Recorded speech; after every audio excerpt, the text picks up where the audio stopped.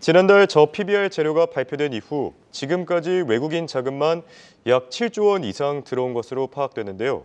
다음 주 26일에 발표될 기업 밸류업 대책에 현재 관심이 쏠리고 있는 만큼 또 발표된 이후에 어떻게 될지가 최대 관심사인 만큼 오늘은 이 문제를 집중적으로 알아보겠습니다.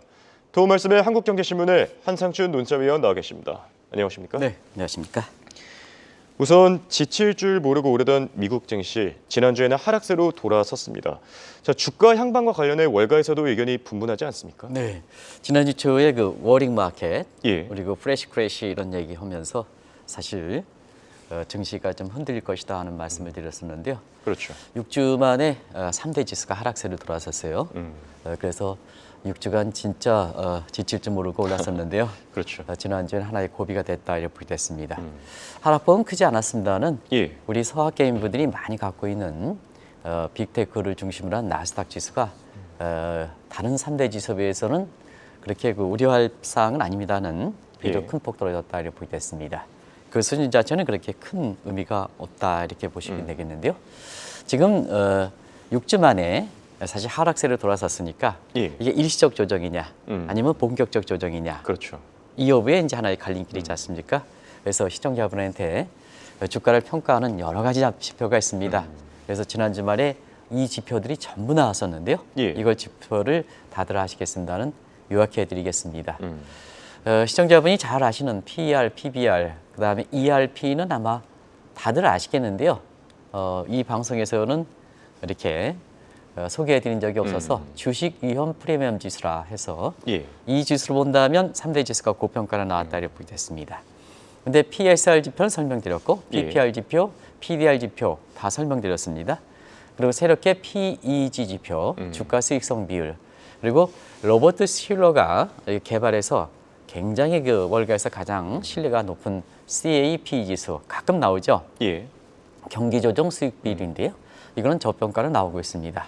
그래서 시청자분도 어떤 지표에 따라서 어떤 건 고평가, 어떤 건 저평가니까 굉장히 헷갈리실 거로 생각하는데요. 그래서 S&P 지수에 지금 향후의 전망도 굉장히 많이 나오거든요. 우리가 월가의 컨센서스는 한 4,950 정도는 나옵니다. 이 수치는 지금 5,000 정도이기 때문에 그렇게 큰 의미가 없어서 이 전망이 엇갈릴 때는 극과 극의 한번 전망도 밴드폭을 보시는 것도 굉장히 중요하지 않냐 생각하는데요. 그렇죠. 한 6,500까지 이렇게 전망하는 시각. 이건 홍 앵커가 지난 주말에 아마 이렇게 리신했었죠. 그래서 이건 지금 수준이고 그래서 향후의 전망에 있어서는 6,500까지 보는 시각이 있고 그다음에 충격을 줬던 것은 로버트 기요사키라는 우리에서 부자 아빠, 가난한 아빠는 지금 수준에서 70% 폭락한다. 저도 이 수치를 계속해서 봤습니다. 70% 수준으로 떨어졌느냐, 70% 폭락하느냐 의미가 다르죠. 그렇죠. 근데 70% 폭락한다 하니까 이 5,000을 70%로 떨어진다 하니까 1,500이 나오더라고요. 그래서 극과 극이 되는데요. 사실 이렇게 극과 극이 되는 데 있어서는 뭐가 버틸 것이 있어야 되는데요. 지금 작년 4분기 기업들의 실적 발표가 거의 마무리되고 있지 않습니까? 그렇죠. 그래서 마지막 남은 어떻게 보면 마지막 남은 것이 21일 날 NDBR 실적인데요. 지금 만약에 실망했을 때는 버팀목이 없기 때문에 오히려 주가가 크게 흔들릴 수 있다 이렇게 부여됐습니다.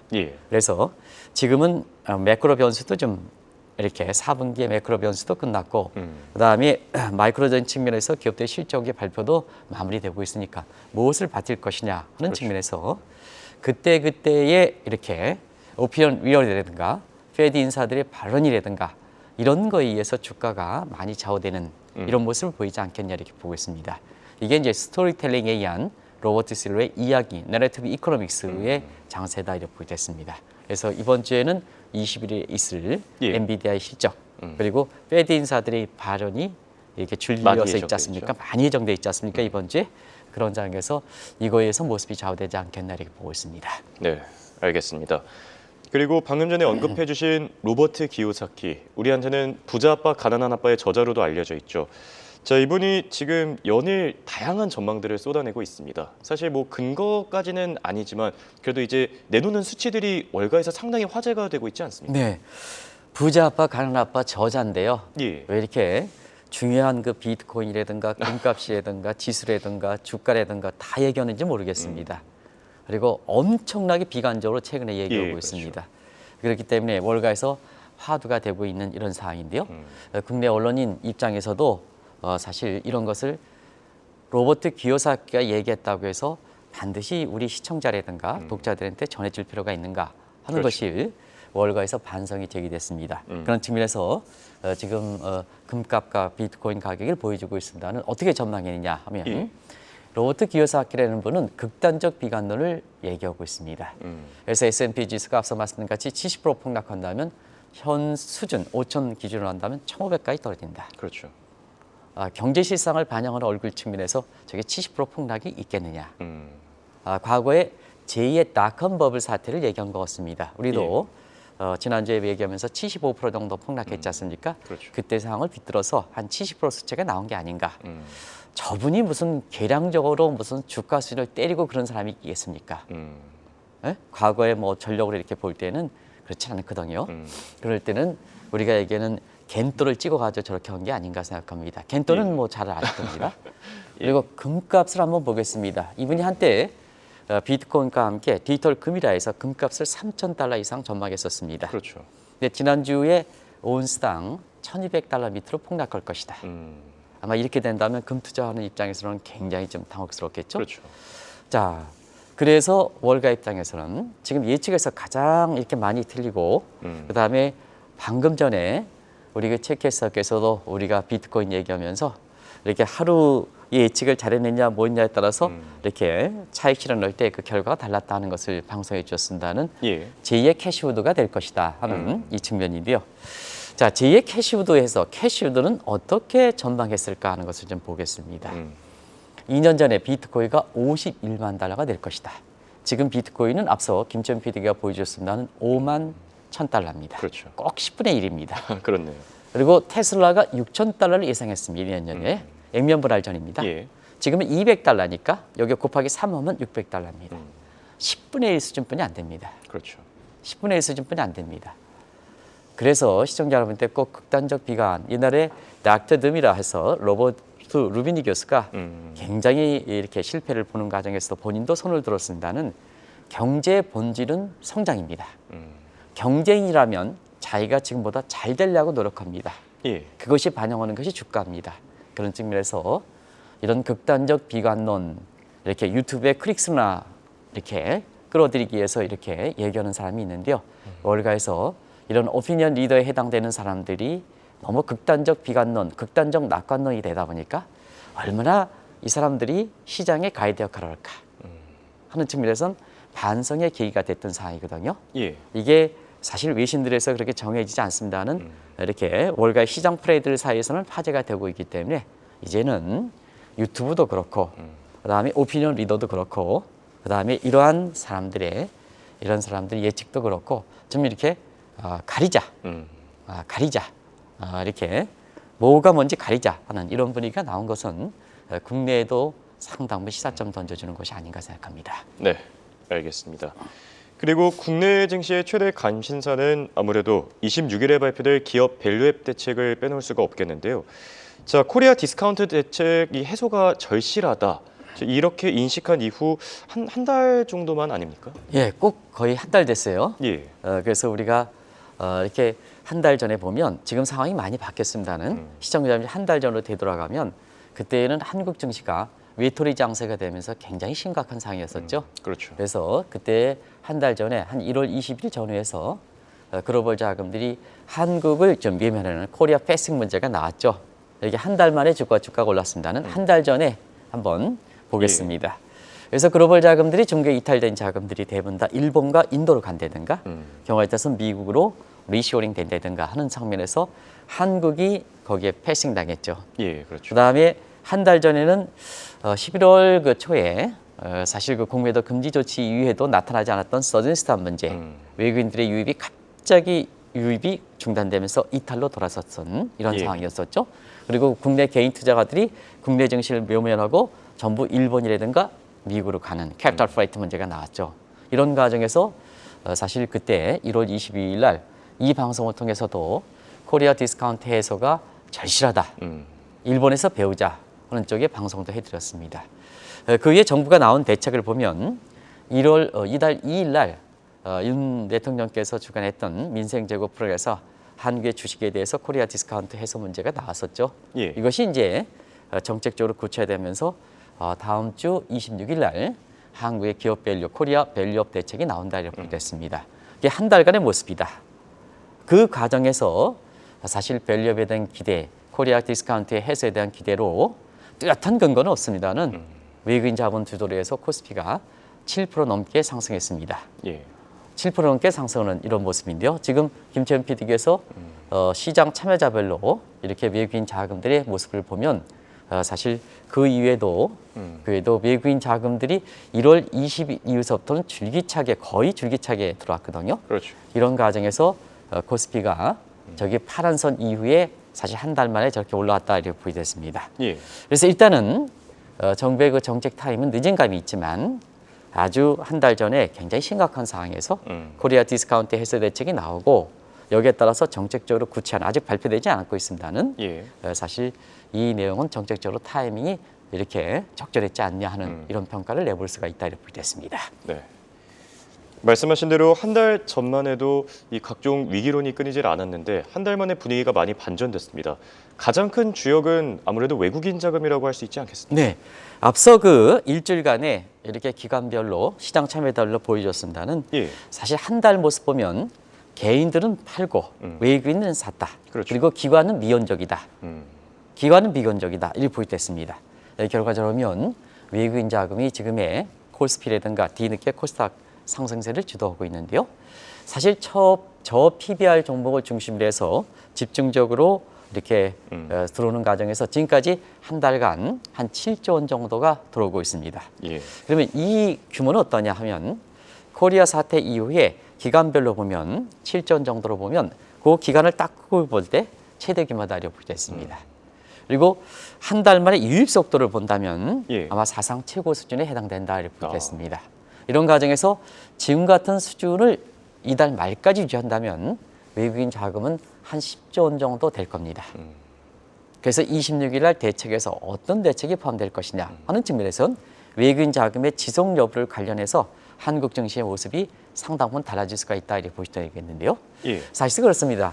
외국인들 자금과 관련해서는 자, 국내 증권사가 저 PBR 종목을 집중적으로 때려서 뭐 우리나라의 생명주라든가 뭔가 국내 내수 관련된 종목들을 많이 추천했습니다는 사실 외국인 자금은 한국을 사는 겁니다. 왜 그러냐면 한국은 포트폴리오 상의 MSCI 지수로 볼 때는 한국은 신흥국에 해당되거든요. 예, 그렇죠. 그래서 종목에 앞서서 국가를 사니까 국가 입장에서는 결과적으로 보면 한국의 대표주를 사는 거거든요.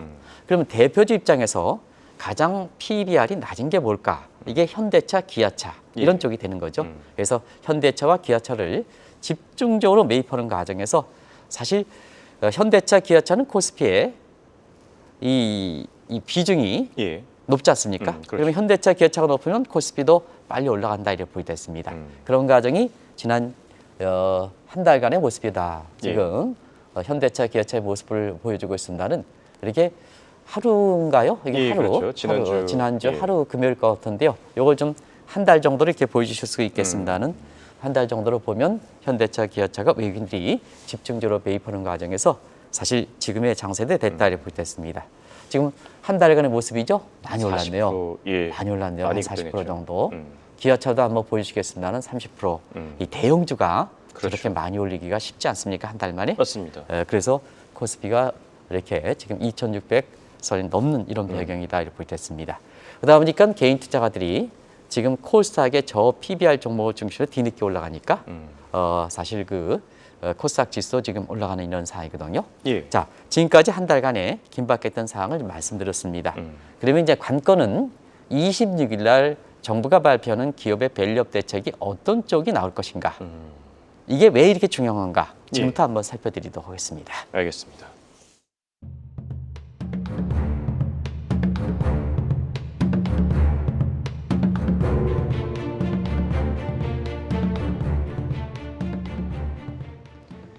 (7조 원) 수준, 외국인 자금이 엄청나게 들어오면서 증시가 많이 올라줬습니다.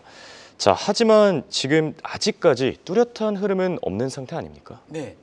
사실은 이렇게 7조 원 정도 들어왔을 때 지속 가능했을 때 예. 정책적으로 우리가 있느냐 하는 문제, 우리가 밸류 문제거든요.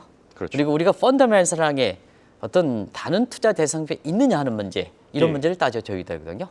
우리 한국이 있다, 한국의 투자 밸류가 있다면 지금의 추세가 지속 가는 거고, 한국이 없다, 지난주에 말씀 한국이 없다 이렇게 하면 사실은 26일 발표했는 밸류업 대책에 따라서 굉장히 모양새가 달라질 수가 있다는 얘기거든요. 그렇죠. 그런 측면에서 일단은 코리아 디스카운트 해소 대책 이 내용을 한번 정책적 면을 보겠습니다. 시작은 일본에서 배우자가 시작됐죠. 그래서 일본에서 주요 대책 PBR이 나온 데서는 일본 당국이 PBR 1배보다 밑도는 거에 대해서는 사실 끌어올려라. 안 되면 상장 폐지하겠다. 페널티까지 됐던 상황이거든요. 예. 근데 어떤 나라든 간에 페널티에 강제 조항을 넣을 수는 없습니다. 시장 경제에서. 그렇죠. 근데 일본처럼 페널티 놓으면 시장 경제에서 정부가 독점 규제하지 않느냐? 이거는 일부 전문가들이 그렇게 시각하는 해석하는 시각인데요. 예. 그래서 이번에 우리나라 같은 경우도 페널티를 넣으면 안 된다 하는 시각이 있는데요. 그렇지는 않습니다. 시장 경제를 규제할 때 정부가 법적으로 규제하는 게 있고 예. 사실 도덕적으로 모럴 스웨이션 하는 방법이 있거든요. 도덕적 설득하는 방법이 있습니다. 그런 측면에서 시장 경제할 때 상장 폐지 경고할 때 페널티를 넣으라 하는 측면은 사실 정부에서 한번 나중에 말씀드리겠습니다는 고려할 필요가 있다 이렇게 보겠습니다. 예. 그리고 반드시 감세에 넣었다 이렇게 하는데요. 사실 코리아 디스카운트가 일본 재팬 디스카운트 해소 대책이다 하지만 궁극적으로는 일본의 기업 밸류업 대책이다 하는 것을 말씀드렸습니다. 예. 그래서 밸류업 내용이 아마 자본의 효율성 증대한다든가 개인의 자금을 유입을 이렇게 증대한다든가 수출 진행책이다 하는 것을 말씀드렸는데요.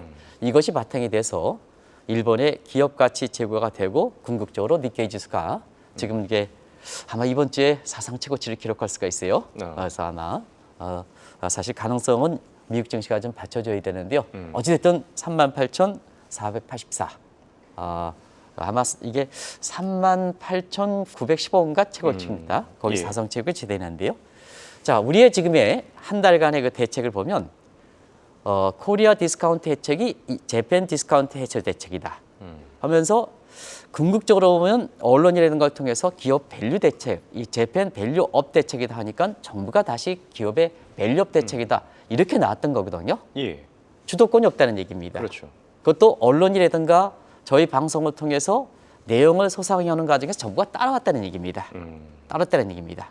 그러면 우리가 주도권이 그렇게 크진 않은 상태죠.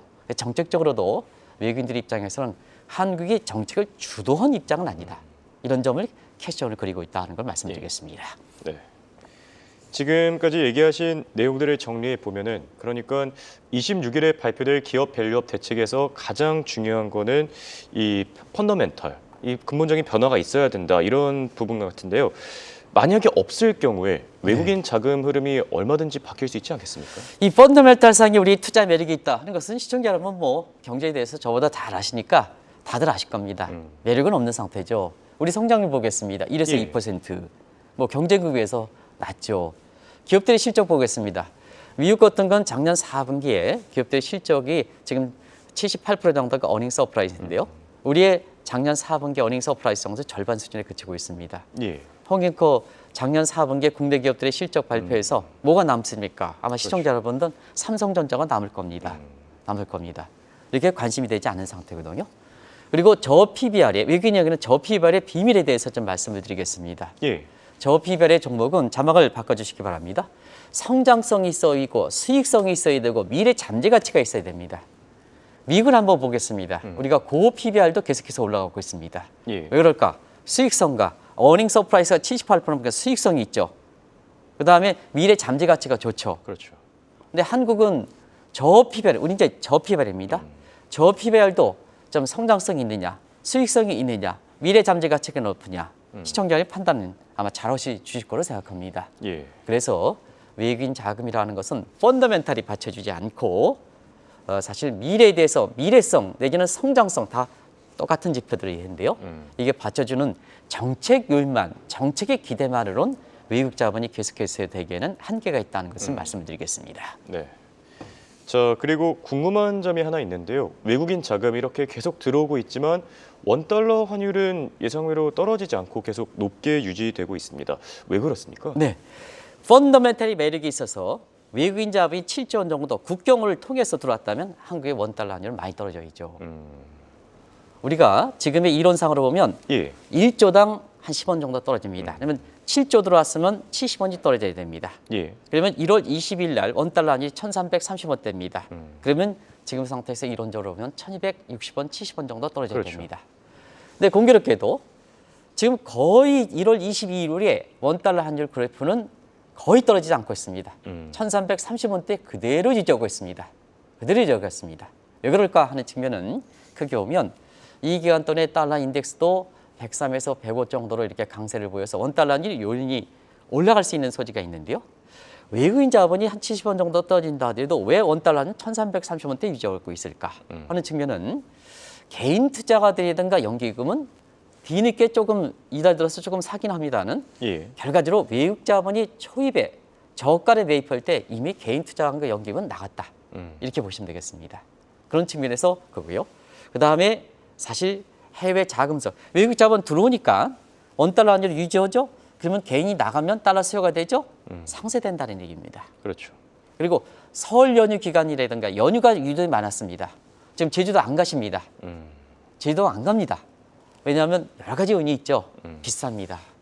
이게 아마 그렇습니다. 가장 크죠. 가장 크죠. 그러니까 예. 동남아를 가십니다. 동남아 가시고 일본 가시는 분 뭐라 그럴 수가 없습니다. 그렇죠. 이런 상태에서 사실 해외에 달러 수요가 많았다는 얘기입니다. 이런 부분이거든요. 그리고 통화정책, 재정정책 여건상으로 보면 지금 통화는 물가를 잡기 위해서 이렇게 금리를 내리지 않는다. 경기 부양할 수가 없다는 얘기죠. 재정정책은 거대 야당도 있고 국가 채무 속도를 본다면 사실 지출하기 어렵다. 경기 부양은 어렵다. 그러다 보니까 이나마 경기를 한번 부처하려면 원달러 환율이 좀 높은 수준 유지해달라 하는 정책 요인이죠. 예. 정책 요인. 이런 것이 겹쳐서 그런데요. 결과적으로 보면 외국 자본이 많이 펀더멘탈상의 매력이 있어서 들어왔다면 환율이 많이 떨어져야 되는데 환율이 1,330원대 그대로 유지한다는 것은 결과적으로 보면 사실 우리나라의 외국 자본 유입이 펀더멘탈이 받쳐지지 못한다는 것을 단적으로 보여주는 대목이다 하는 것을 말씀드리겠습니다. 이거 지적하시는 분은 그렇게 많지 않을 겁니다. 예. 근데 이 요인은 한번 26일 날 대책을 마련하기 위해서 막바지 이렇게 어떤 수단을 넣을 것인가 고민하시는 분 정책 당국자 입장에서는 굉장히 주목할 변수다 하는 것을 말씀을 드리겠습니다. 네. 결국엔 펀더멘털 매력 때문이 아니라고 한다면 26일에 발표될 기업 밸류업 대책, 이 구체적이고 세밀한 대책들이 나와야 될 것 같은데 뭐 예를 들어서 페널티 같은 것도 넣어야 되지 않겠습니까? 네, 결국 기대감에서 많이 나왔다는 얘기입니다. 예. 기대감에서 나오는 거예요. 근거가 그렇게 명확진 않다. 그러다 보니까 26일 날 정말로 외국인들이 기대에 부합할 만큼 구체적으로 그렇죠. 실효성이 나와야 된다는 얘기입니다. 그래서 지금까지 거론된 내용을 합작품으로 이렇게 나올 때는 예. 거론됐던 내용들을 합작품으로 나올 때는 상당 부분 외국 자금의 향방이 어려질 수 있다는 얘기입니다. 그래서 오늘 방송하는 것은 미리 초치르는 게 아니라 26일 날 정말로 한국의 현실의 여건에 맞는 기업 밸류 대책을 놔야 된다는 얘기입니다. 예. 그런 측면에서 사실 몇 가지 사항을 좀 말씀드리겠습니다. 코리아 디스카운트의 실효성이 부족하다 하는데 페널티가 부족하다 하는데 페널티하면 시장 경제 원리를 이렇게 정부가 간섭하는 게 아니냐. 이건 정말로 사실 모럴 수에이션 측면입니다. 예. 직접적인 규제가 아니라 모럴 수에이션 측면입니다. 얼마든지 여러 가지 페널티, 규제 이상의 창피를 두는 방법이 여러 가지 방법이 있습니다.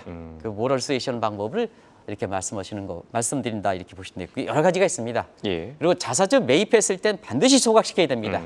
반드시 소각합니다.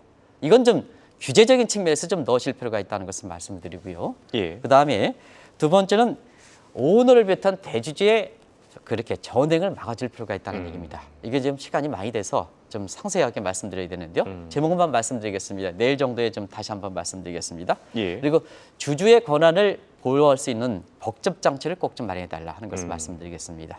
그리고 무엇보다도 상속세를 감면시켜야 됩니다. 예. 어떤 그 자본시장 연구원장 같은 경우는 상속세와 이렇게 코리아 디스카운트 대책은 별개다 하는데 그렇지는 않습니다. 상속세를 감면해야 배당 제고를 하고 주주 환원을 높일 수 있는 겁니다. 그렇죠. 그리고 그 반면에 포이즌 필이라든가 차등 의결권이니까 이걸 좀 마련해서 경영권을 보호할 수 있는 자치는 마련해 줘야 된다는 얘기입니다. 예. 그런 측면에서 상법 개정과 같이 가야 된다. 그리고 마지막 말씀드리면 기업 밸류 대책은 연기금이 반드시 협조해야 됩니다. 예. 그래서 연기금에 대해서는 국민의 세금 가지고 운영하는 이런 데니까 결과적으로 정부가 좀 강제적인 조치가 있어야 되거든요. 이것이 합작품돼서 나와야 된다. 그렇지 않으면 굉장히 26일 이후에 외국 자금원들이 상당 부분은 좀 이렇게 방향성이 흐트러질 수 있다는 걸 말씀드리겠습니다. 알겠습니다. 이렇게 오늘은 기업 밸류업 대책 보완점을 주제로 얘기 나눠봤습니다. 지금까지 도움 말씀은 한국경제신문의 한상준 논설위원이었습니다. 대화 고맙습니다. 네, 고맙습니다.